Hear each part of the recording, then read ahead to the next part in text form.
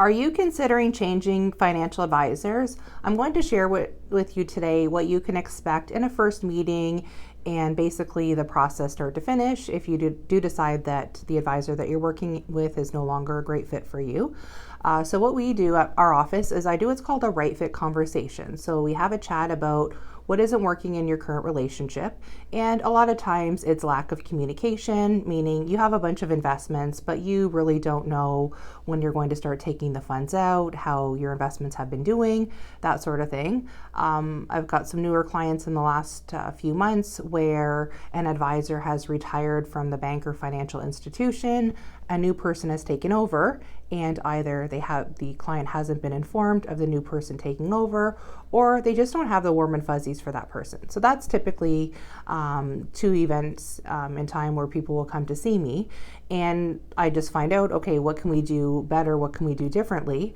And we talk about our communication process that we have with clients, especially if the lack of communication is the issue and the catalyst for the person wanting to make the change.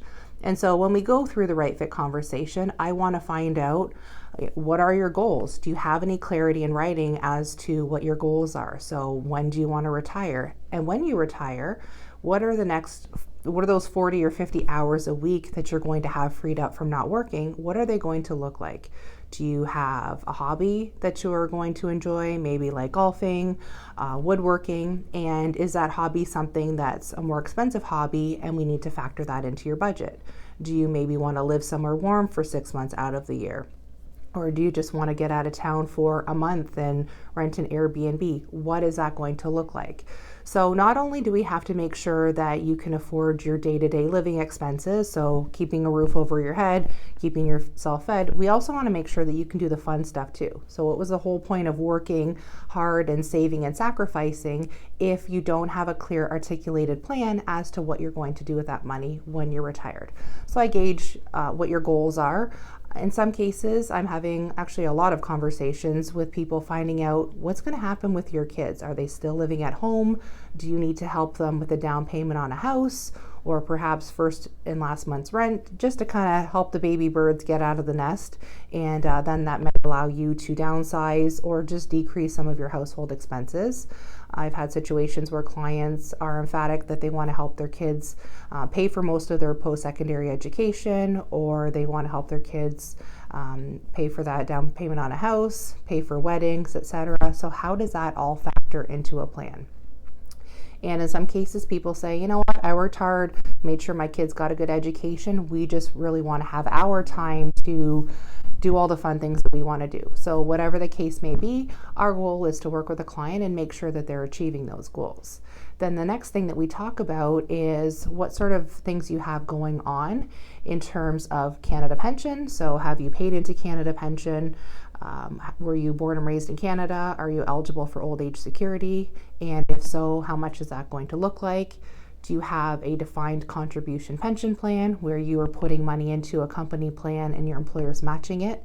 And do you really truly know how that money works when you leave your employer and those tax implications?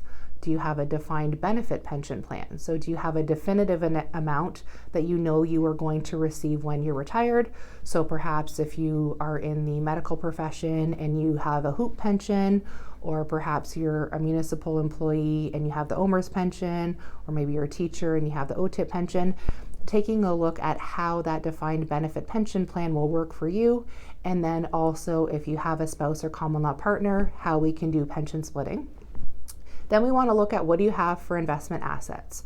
So do you have money in RRSPs, or have you already turned that money into a RIF? How do we strategically get that money out so that you don't unnecessarily pay too much tax or put yourself in the next tax bracket? And then we want to look at, do you have a tax-free savings account? Does your spouse have a tax-free savings?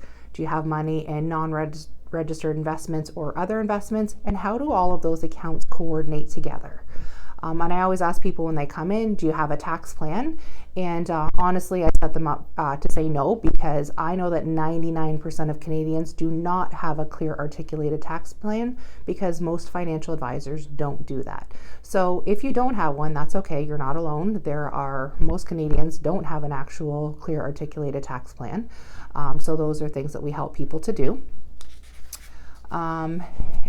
And then the next thing, if you don't have that written tax plan and that written retirement plan, what are you waiting for? So the onus is not on you as the client. The onus is actually on that professional that you're working with. So whether you're working with an independent financial advisor, working with someone at a bank, only 14% of Canadians retire with an actual written articulated plan. So would you hop into your car and drive to California and just hope that you're going to get there? You're thinking, well, that's a really silly question. Of course, I'm not going to do that. You're going to plug an address into a GPS, or 20 years ago, you would have had a map out and you would have mapped it all out. Your retirement is something way too big in your life to leave to chance. So you need to have that clear, articulated plan, and that's what we do. So I am a retirement specialist. That is my jam. There is nothing that gives me more joy than being able to tell people when they can retire. I've been a financial planner for 21 years, and it took me until I was about 18 years in the business to realize, okay, this is really where I want to be, and this is the space that I work in. So again, your retirement it's too big of a life event to leave to chance. So you're paying a fee to have your money managed, whether again, it's an independent financial advisor or through a bank or a credit union. My question is, what sort of value are you getting for that money that you're paying? Again, a retirement plan, a tax plan.